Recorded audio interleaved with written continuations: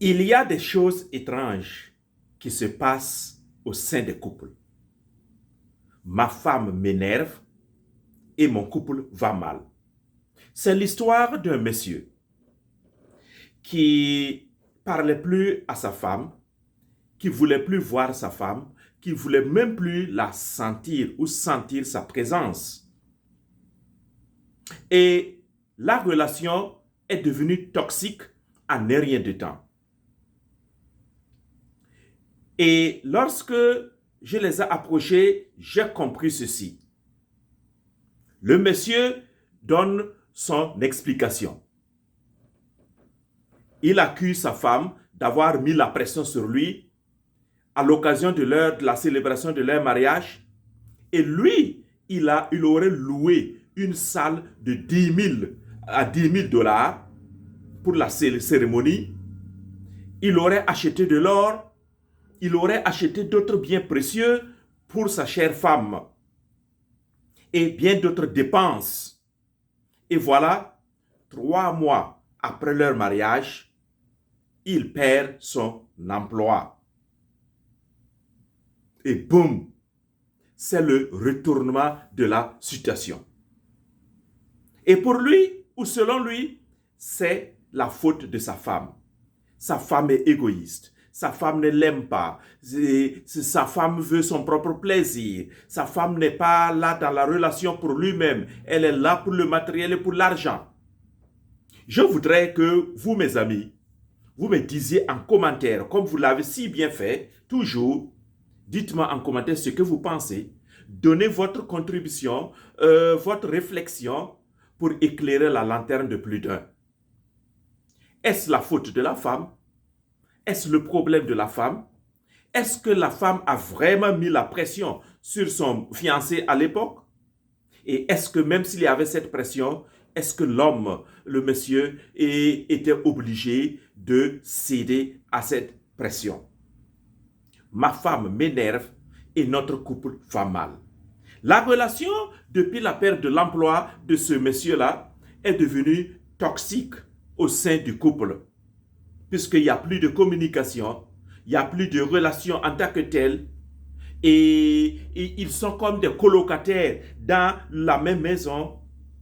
Ils ne font plus de projets ensemble, et le monsieur se bat tout seul. Madame aussi, elle, de son côté, elle semble avoir du regret ou des regrets.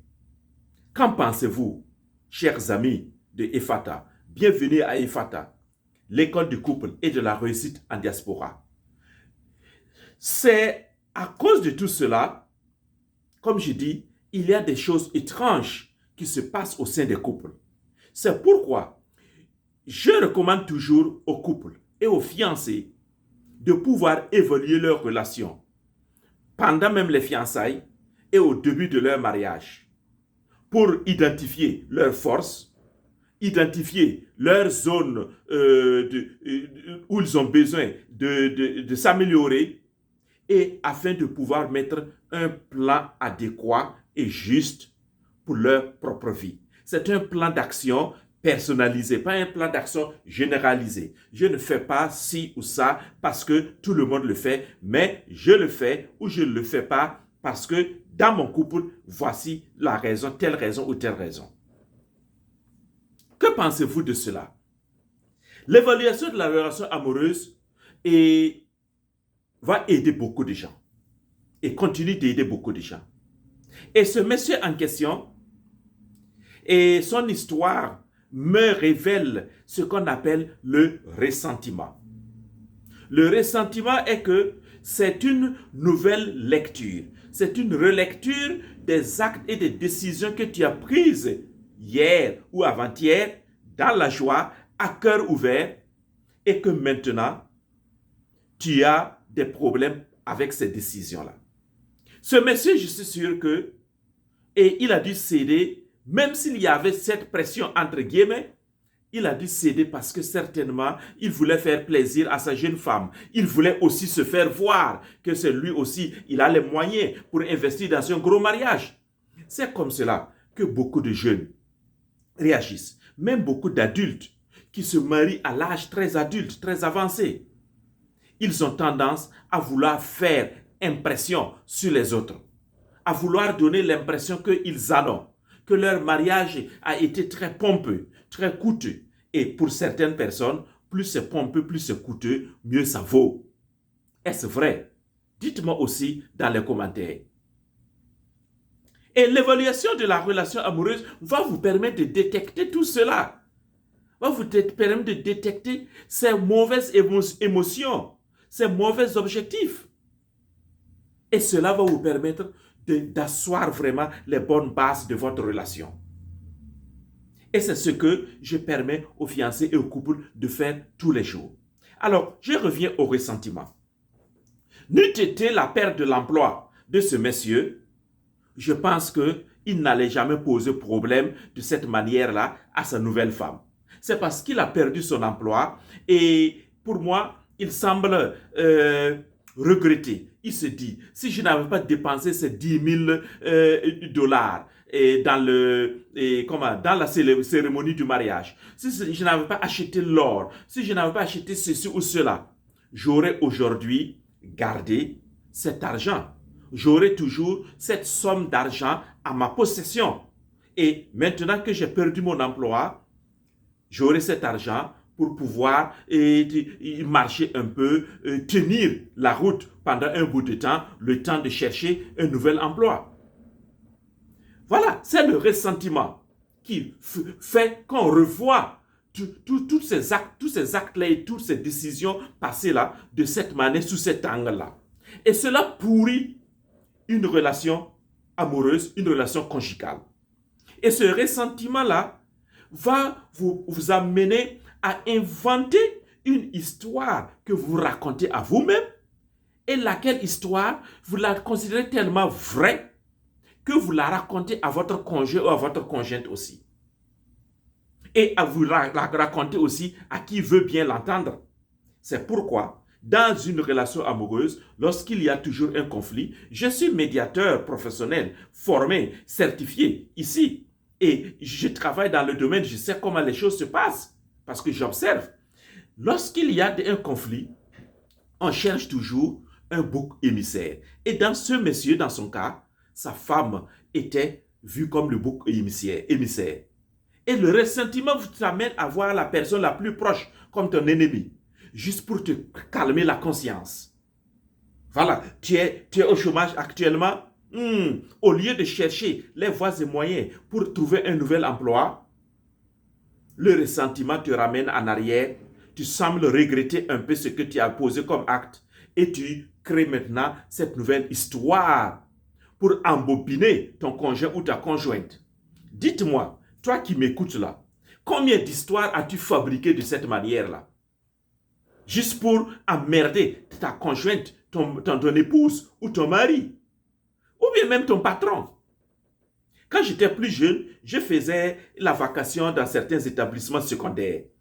Et il y a des élèves, du moment qu'ils se sentent en retard, ils commencent dans leur tête là à fabriquer une histoire pour se donner raison, pour se justifier devant le surveillant général. Et moi, je n'étais pas surveillant général, mais quelques rares fois où j'arrivais tôt le matin et que je n'avais pas cours à cette heure-là, j'étais là avec le surveillant général et quand ces élèves arrivaient, je commençais à leur demander quelle est l'histoire que tu t'es fabriquée toi-même sur ta moto en venant à l'école. Tu sais que tu es en retard, je suis sûr, convaincu que tu t'es fabriqué une histoire pour te justifier. Raconte-moi cette histoire-là, je veux voir. Et quand j'ai dit ceci, le jeune élève, il est désarmé parce qu'il a compris que j'ai compris son problème. Et donc, il ne peut plus mentir, il ne peut plus se justifier ici. Il est obligé d'admettre sa faute et parfois de demander pardon ou de se soumettre à la sanction qui y va. C'est la même chose dans les couples. Lorsqu'il y a un problème, on s'invente une histoire. On n'est pas objectif, on n'est pas réaliste. Ce monsieur, même si on t'avait mis la pression, on lui avait mis la pression, il a accepté.